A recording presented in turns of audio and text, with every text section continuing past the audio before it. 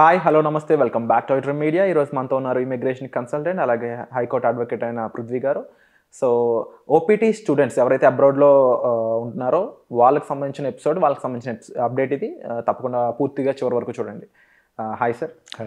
Sir, Trump 20th signing జరగబోతుంది and later on students వీసాకి సంబంధించి ఎలా డెసిషన్స్ మేకింగ్ అనేది జరగబోతుందని కూడా వినిపిస్తూ ఉంది. అండ్ ఆయన క్యాబినెట్లో ఉన్న రామస్వామి గారు కూడా వీటి మీద కొన్ని స్టేట్మెంట్స్ పాస్ చేయడం జరిగింది. అందులో క్వాలిటీ స్టూడెంట్స్ని, క్వాలిటీ ఎంప్లాయీస్ని H1Bకి సంబంధించి ముఖ్యంగా అమెరికా వెల్కమ్ చెప్పబోతుంది. అండ్ ముఖ్యంగా ఇక్కడ ఫిల్టరేషన్ ఎక్కువగా జరగబోతుందని కూడా వినిపిస్తూ ఉన్నాయి. అయితే ఓపీడీ స్టూడెంట్స్ మీద ఎటువంటి డెసిషన్ తీసుకోబోతున్నారంటారు?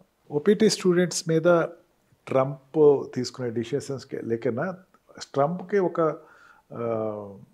ట్రంప్ సపోర్టెడ్ టీమ్ ఏదైతే ఉందో మ్యాగా అని చెప్పి ఒక స్లోగన్ తోటి ఎలక్షన్ అయిపోయింది. ఇప్పుడు కూడా వాళ్ళు ఒక స్లోగన్ తోటి జనాల దగ్గరికి వెళ్తున్నారు. ఇన్ఫ్లుయెన్స్ కూడా అట్లాగే ఉంటుంది వాళ్ళ టీం. మ్యాగా అంటే make America great America. Mega చేయాలి అంటే కనుక మెగా అమెరికా చేయాలంటే కనుక వాళ్ళ కాన్సన్ట్రేషన్ లెవెల్స్ ఎప్పుడు కూడా అక్కడ ఉండేటువంటి అబ్రాడ్లో ఉండేటువంటి ఎన్ఆర్ఐస్ కావచ్చు, లేకపోతే ఇండియన్స్ కావచ్చు, లేకపోతే చైనీస్ కావచ్చు, ఏషియన్స్ కావచ్చు, మెక్సికన్స్ కావచ్చు, వాళ్ళందరూ కూడా ఎంతవరకు డిస్కరేజ్ అయితే అంతవరకు ఆల్ ప్లేస్లో ఇక్కడ ఉండేటువంటి వాళ్ళు పైకి వస్తారు అని చెప్పేసి ఒక లెక్క ఏదో వాళ్ళు చెప్తున్నారు. అది ఎంతవరకు ఫీజిబుల్ అవుతుందంటే మళ్ళీ నాకు అనుకుంటూ ఏంటంటే ఎక్కువ ఓపీటీ మీద రెస్ట్రిక్షన్స్ పెట్టినా సరే సక్సెస్ అవుతుందని అయితే నేనైతే అనుకోవట్లేదు. అక్కడ ఆల్రెడీ సుప్రీంకోర్టు కొన్ని డిసిషన్స్కి అయితే ఆల్రెడీ వ్యతిరేకం ప్రకటించింది. ఇన్ఫ్లుయెన్స్ చేటి ఏదో రకంగా ఓపీటీని తీసుకురావాలనేది అక్కడ supreme court is very powerful there. Unless acts ఏమైనా తీసుకొస్తే తప్ప సుప్రీంకోర్టు అనేది చాలా పవర్ఫుల్గానే దీనికి మనకి చెప్పచ్చు. We got support of the courts there. Optional practical training and curriculum practical training. OPT అంటే ఆఫ్టర్ వాళ్ళు అక్కడ మాస్టర్స్ కంప్లీట్ చేసుకున్న తర్వాత అక్కడ ప్రాక్టికల్ ట్రైనింగ్ కోసమని 2 years ఉంటారు. 2 years ఉండి వాళ్ళకి ఏదో జాబ్, ప్రాక్టికల్ ట్రైనింగ్ అంటే ప్రాక్టికల్గా 2 years జాబ్ చేసుకునే ఆపర్చునిటీ ఉంటుంది. కరికులం ప్రాక్టికల్ ట్రైనింగ్ అంటే ముందు కూడా చెప్పుకున్నా. కరికులం అంటే ఆల్రెడీ వాడు చదువుకునేటప్పుడు కరికులం ప్రాక్టికల్ ట్రైనింగ్ చేసుకుంటూ ఓపీటీలో కూడా ఎక్స్టెన్షన్ ఆఫ్ స్టెమ్ ప్రోగ్రామ్స్ అంటే ఈ స్టెమ్ ప్రోగ్రామ్స్ నుంచి వెళ్ళినటువంటి స్టెమ్ ప్రాజెక్ట్స్ నుంచి అంటే scientific, technology, maths oriented MS వాళ్ళు ఎవరైతే ఉన్నారో వాళ్ళకి ఎక్స్టెన్షన్ ప్రోగ్రామ్ అన్నది జరుగుతూ ఉంటుంది. ఇక్కడ వాళ్ళు మెగా కోసం వాళ్ళు చెప్పింది ఏంటంటే ఓపీటీని కన్ఫైన్ చేసేసేయండి. ఏ రకంగా కన్ఫైన్? 2 years తర్వాత కంటిన్యూ అవ్వకుండా ఆపండి. ఓకే. ఎటువంటి బేస్ మీద కూడా స్టడీ 2 years తర్వాత 2 years తర్వాత జాబ్, 2 years వరకు జాబ్ ఇవ్వాలి. ఆ ఇచ్చేటప్పుడు కంపెనీస్ని నిర్దేశించండి అని చెప్పేసి అక్కడ చెప్పడం జరిగిందనమాట. వాళ్ళు మెయిన్ ప్రచారం చెప్పడం జరుగుతుంది. అంటే ఈ ఓపీటీ అన్నది ఈ ప్రాక్టికల్ ట్రైనింగ్లో అక్కడ ఉండేటువంటి ఇండియన్ స్టూడెంట్స్ కావచ్చు, లేకపోతే ఏషియన్ స్టూడెంట్స్ కావచ్చు, ఎంఎస్కి వెళ్ళి అక్కడ మెయిన్ ఏంటంటే సిఎస్ నుంచి వెళ్ళిన వాళ్ళు, కంప్యూటర్ సైన్సెస్ నుంచి వెళ్ళిన వాళ్ళు వాళ్ళని లోకల్ వాళ్ళు తట్టుకోలేని పరిస్థితి వచ్చేస్తుంది. వాళ్ళు డిస్కరేజ్ అవుతున్నారు. అవన్నీ కంప్యూటర్ అవన్నీ అమెరికా ఇండియన్స్నికే వస్తాయి, లేకపోతే ఏషియన్స్కే వస్తాయి అనే ఫీలింగ్ వాళ్ళకి డెవలప్ అవుతుంది. ఇది డిస్కరేజ్ చేస్తే కనుక ఆటోమేటిక్గా అక్కడ వాళ్ళకి పెరుగుతుంది ఆపర్చునిటీ అని చెప్పేసి అంటారు. ఇది మీరు మొన్న కర్ణాటకలో కూడా వాళ్ళు ఏం చేశారంటే లోకల్ జాబ్స్ అని చెప్పేసి ఒక ప్రోగ్రామ్ ఏదో పెట్టారు. అంటే ఇక్కడ ఉండేటువంటి సాఫ్ట్వేర్ జాబ్స్ అని లోకల్ వాళ్ళకి అని చెప్పేసి బిల్లు ప్రవేశపెట్టడానికి భయపడిన పరిస్థితి వచ్చేస్తున్నాడు. అంత ఈజీ అయితే కాదు. ప్రైవేట్ యాజమాన్యం మీద పెత్తనం చెలాయించడం అనేది అంత చెప్పుకున్నంత ఈజీ కాదు.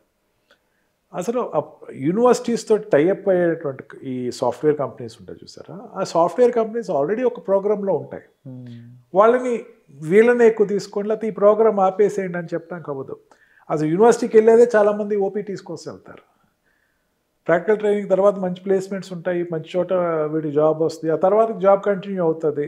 ఇప్పుడు 4 రోజులు ఒక 2 సంవత్సరాల్లో ఒక జాబ్ చేసే వ్యక్తికి కంటిన్యూ చేస్తారు ఎవరైనా ఎక్కడైనా సరే. ఇప్పుడు ప్లేస్మెంట్స్ అన్నా సరే ఈ H1 వీసా మీద వెళ్ళే వాళ్ళు ఎట్లా వెళ్తారు ఇక్కడి నుంచి, ఆల్రెడీ ఇక్కడ కంపెనీలో కొన్నాళ్ళు చేసిన తర్వాత ఆ వ్యక్తిని abroad based companies American bank కావచ్చు, లేకపోతే ఇక్కడికి వచ్చిన ఒరాకిల్ కార్పొరేషన్ కావచ్చు, ఇక్కడికి వచ్చినటువంటి ఏదైనా పెద్ద కంపెనీస్, యూఎస్ కంపెనీస్ కావచ్చు, ఏం చేస్తారు, ఇక్కడ కొంతమంది సెలెక్ట్ చేసుకుంటే అతనిలాగా మాకు కావాలి, అతను క్వాలిటీ ఆఫ్ అతను ప్రాజెక్ట్ చేసేటప్పుడు చాలా డైనమిక్గా చేస్తున్నాడంటే అతను వదులుకోరు, అతన్ని H1లో అక్కడ తీసుకెళ్తారు. ఇక్కడ నువ్వు ఇక్కడ చేసుకో, నువ్వు encouragement, it is nothing but encouragement to him. ఇక్కడ అక్కడ ఉండే టీంను కాస్త నువ్వు చెప్పు వాళ్ళకి, నువ్వు ప్రాక్టికల్గా చెప్పు, ఇక్కడ వాళ్ళ టీంను కమాండ్ చేయని చెప్పేసి చెప్తారు. ఈ ఓపీటీ ప్రోగ్రాము ఆపేయటం అనేది ఇంపాసిబుల్.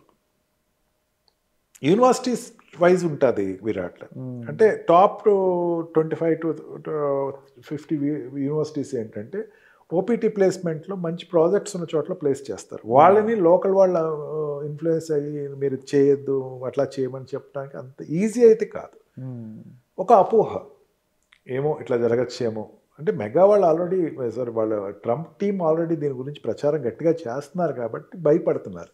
అక్కడ ఇప్పుడు రూలింగ్ పార్టీలో ఉండేవాళ్ళు, ఇక్కడ ఉండేవాళ్ళు ఉన్నారు అనుకోండి, వాళ్ళు ఏదైనా గట్టిగా ఒక మాట చెప్పారనుకోండి, ఎమ్మెల్యేలు కానీ లేకపోతే ఆ ఇండస్ట్రిస్ట్ కానీ అని చెప్తే ఇట్లా కావచ్చేమో, వస్తే ఏంటి మళ్ళీ ఇబ్బంది అన్న ఫీలింగ్ ఏదైతే ఉందో, అదే రకంగా అక్కడ జరుగుతున్నటువంటి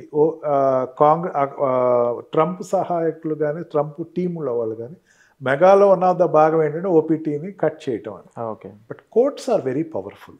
కోర్ట్స్ అంత ఈజీగా ప్రైవేట్ యాజమాన్యం మీద కమాండ్ చేయడానికి, యూనివర్సిటీస్ మీద కమాండ్ చేయడానికి అంత ఈజీగా అయితే ఒప్పుకో. But there is an edge of danger అయితే ఉంది. అందుకని ఏంటంటే ఇక్కడి నుంచి వెళ్ళే స్టూడెంట్స్ ప్రతి వాళ్ళు కూడా టాప్ యూనివర్సిటీస్లోనే మీరు వెళ్ళండి దయచేసి. టాప్ యూనివర్సిటీస్కు, టాప్ గ్రేడింగ్ ఉన్న యూనివర్సిటీస్కి మీరు వెళ్తే కనుక మీకు ఈ ప్రాబ్లం ఉండదు. ఏదో అమెరికా వెళ్ళాలి అన్న ఫీలింగ్ తోటి మీరు ఏదో వెళ్ళిపోయి ఒక చిన్న యూనివర్సిటీస్ సెలెక్ట్ చేసుకుంటే ఈ ప్రాబ్లం ఎక్కువ ఉంటుంది. లేదు నేను అక్కడికి వెళ్ళాలి, నేను అక్కడ సెటిల్ అవ్వాలి అనుకునే వాళ్ళు కాస్త మంచి యూనివర్సిటీస్ సెలెక్ట్ చేసుకోండి, ఆ గ్రేడింగ్ యూనివర్సిటీస్ సెలెక్ట్ చేసుకోండి. ముందు ఇన్ఫర్మేషన్ ముందు మీరు యూనివర్సిటీస్ గురించి బాగా ఎక్కువ తెలుసుకోండి. ఊరికనే ఎక్కడికి వెళ్ళాం కదా, అమెరికా ఏదో రకంగా అమెరికా వెళ్ళిపోతున్నాం, టూరిస్ట్కి నీకు పెద్ద తేడా ఉండదు. అందుకని వెళ్ళేటువంటి స్టూడెంట్ వీసాలు వెళ్ళేవాళ్ళు పేరెంట్స్, వాళ్ళ పెద్ద పేరెంట్స్ గైడ్ లైన్స్లో పేరెంట్స్ అండ్ స్టూడెంట్స్ ఇద్దరు కానీ డిసైడ్ చేసి టాప్ యూనివర్సిటీస్ ఏమున్నాయి, దాని యొక్క ప్లేస్మెంట్స్ ఎట్లా ఉంటుంది, ఇంటరాక్ట్ అయ్యి కనుక్కొని ట్రై టు రెక్టిఫై దట్. అప్పుడు ఓపీటీ పెద్ద ప్రాబ్లం ఉండదు. Wonderful sir. And hopefully sir చెప్పిన ఇన్ఫర్మేషన్ మీకు ఎలా అనిపించిందో కామెంట్ సెక్షన్లో మెన్షన్ చేయండి. అండ్ దీనికి సంబంధించి మీకు ఎటువంటి డౌట్స్ ఉన్నా సరే డిస్ప్లే అవుతున్న నెంబర్స్ కాల్ చేసి మీరు సార్తో డైరెక్ట్గా మాట్లాడొచ్చు. అండ్ అప్కమింగ్ H1Bకి సంబంధించిన లాటరీ సిస్టమ్ చాలా విషయాలు జరగబోతున్నాయి కాబట్టి వాటిపై ఒక రెగ్యులర్ సిరీస్ రాబోతుంది. దానిపై మీ ఒపీనియన్ అనేది కామెంట్ సెక్షన్లో మెన్షన్ చేయండి. Thank you so much. Thank you.